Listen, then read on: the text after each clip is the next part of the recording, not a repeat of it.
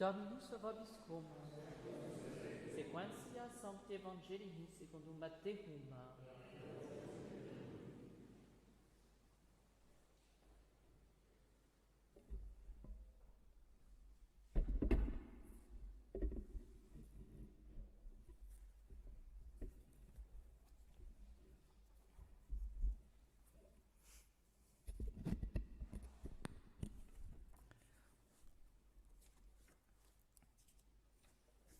Suite du Saint-Évangile, selon saint Matthieu, en ce temps-là, Jésus dit à ses disciples, « Vous êtes le sel de la terre, si le sel devient fade, avec quoi va-t-on le saler?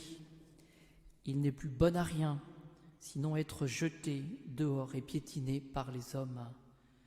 Vous êtes la lumière du monde, une ville ne peut être cachée quand elle est située sur une montagne.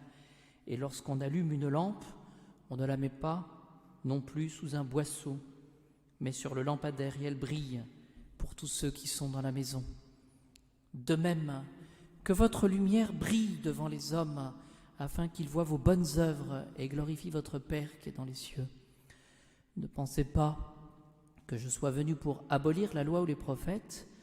Je ne suis pas venu pour abolir, mais pour accomplir. Car en vérité, je vous le dis, avant que passent le ciel et la terre, la plus petite lettre, le plus petit trait, ne disparaîtra pas de la loi jusqu'à ce que tout soit réalisé.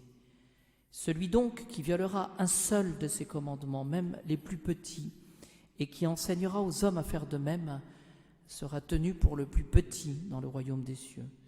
Mais celui qui les pratiquera et les enseignera, celui-là sera tenu pour grand dans le royaume des cieux.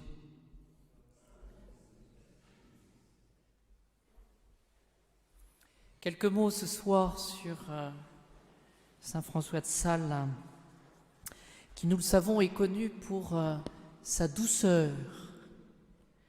Et la douceur qui nous permet de lutter contre toutes les formes de colère. Que dit l'Évangile? Que votre lumière brille devant les hommes, afin qu'ils voient vos bonnes œuvres et glorifient votre Père qui est dans les cieux. Et spécialement, ce soir, à la suite de saint François de Sales, nous pourrons essayer de comprendre comment vivre cette douceur. C'est un petit peu le charisme de saint François de Sales. Voilà, c'est sa lumière qui brille devant les hommes. Le Seigneur nous donne à chacun un charisme qu'il s'agit de vivre par sa vie spirituelle, et puis qu'il s'agit de rayonner, de faire rayonner tout autour de nous. Quand est-ce qu'on se met en colère? C'est la question, c'est le point de départ un petit peu. Quand est-ce qu'on se met en colère? Qu'est-ce que la colère? Voyez. Saint François de Sales dit que, le terme n'est peut-être pas très élégant, mais je pense que ça va nous éclairer.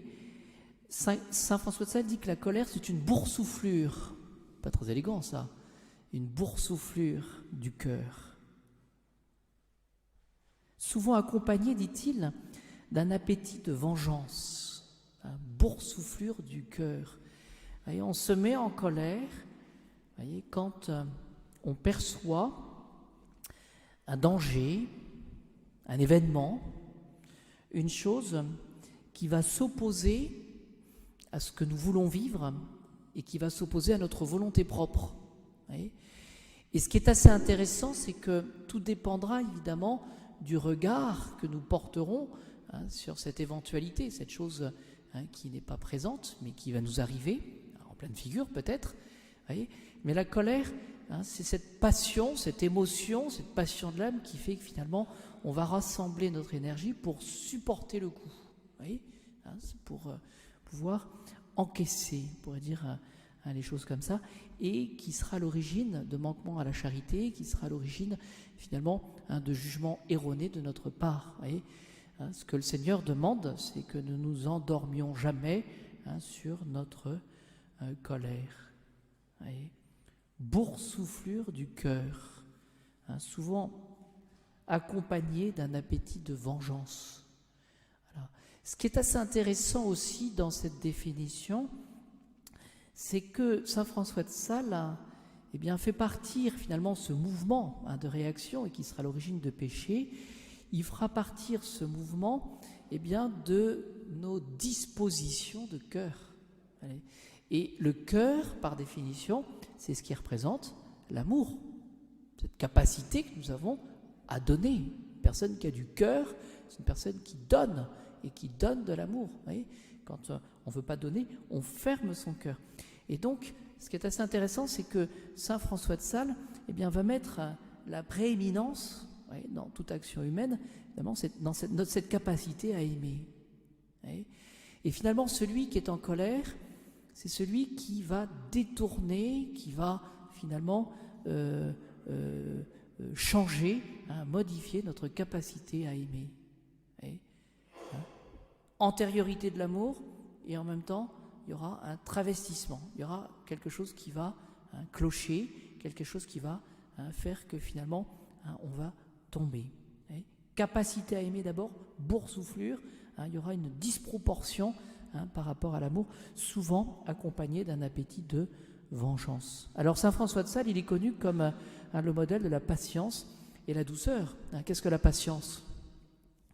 Saint Paul nous encourage justement dans sa lecture. C'était à Timothée, voilà, seconde épître à Timothée.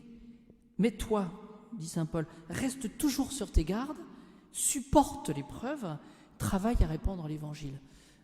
Eh bien, la patience consistera justement à porter un regard sur les événements, sur les choses qui ne se passent pas, comme nous le souhaitons, et de les intégrer, ces choses-là, eh bien, dans le plan de Dieu, dans le plan de la providence. Saint François de Sales était un montagnard, connu pour son tempérament sanguin et bien trempé. Alors, quels sont les conseils qu'il donne ? Et ce sera ma conclusion. Eh bien, finalement, il nous demande tout d'abord de nous exercer à la douceur. Voilà. C'est-à-dire qu'il dit que, finalement, qu'est-ce que c'est que s'exercer à la douceur ? C'est que finalement, il nous fait comprendre que c'est en posant des actes de douceur qu'on va pouvoir devenir plus doux. C'est quand même intéressant, ça, déjà. C'est pas quelque chose qui va tomber du ciel, c'est quelque chose qui sera le fruit d'une réflexion, qui sera le fruit d'un travail. Voilà. Et il précise, il s'agit, dit-il, de mettre son cœur en garde à la colère. C'est-à-dire finalement, les tempéraments colériques, ceux qui auront du mal à apprécier le danger et qui porteront un regard négatif sur les événements, et donc qui auront tendance à se mettre en colère, eh bien, saint François de Sales dit, attention, soyez sur vos gardes. Il faut se méfier de son propre tempérament. Il poursuit, être capable de reconnaître notre colère avec calme et douceur. Il y a plein de bon sens là-dedans. Être capable de reconnaître sa colère avec calme et douceur. Essayez de dire à quelqu'un qui est en colère qu'il est en colère. Il se mettra encore plus en colère. Il dira, je ne suis pas en colère, moi. Être capable de reconnaître notre colère, oui, avec beaucoup d'humilité. Il poursuit. Au premier ressentiment, c'est-à-dire quand on sent que ça commence à chauffer finalement, ramasser promptement ses forces, non pas brusquement, mais ni impétueusement, donc il ne s'agit pas de rajouter de la pression, mais doucement et sérieusement. Donc il s'agit d'apprivoiser cette colère, d'apprivoiser cette boursouflure finalement pour rester dans la charité. Cherchez, dit-il, à rétablir la paix dans son cœur et ne pas hésiter à appeler Dieu au secours comme les apôtres l'avaient fait quand il y avait la tempête et que la barque était agitée.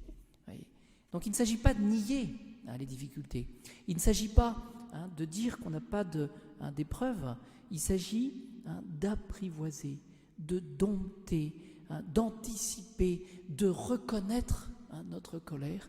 Voilà les conseils de saint François de Sales pour nous aider finalement à garder cette maîtrise de nos sentiments et de nos passions. Voilà. Et quand il dit qu'il s'agit de s'exercer, il ne faut jamais se décourager. C'est à force de pratiquer la douceur que finalement on pourra avoir cette réputation de saint François de Sales qui, encore une fois, était un tempérament impétueux mais qui maintenant est connu pour sa douceur.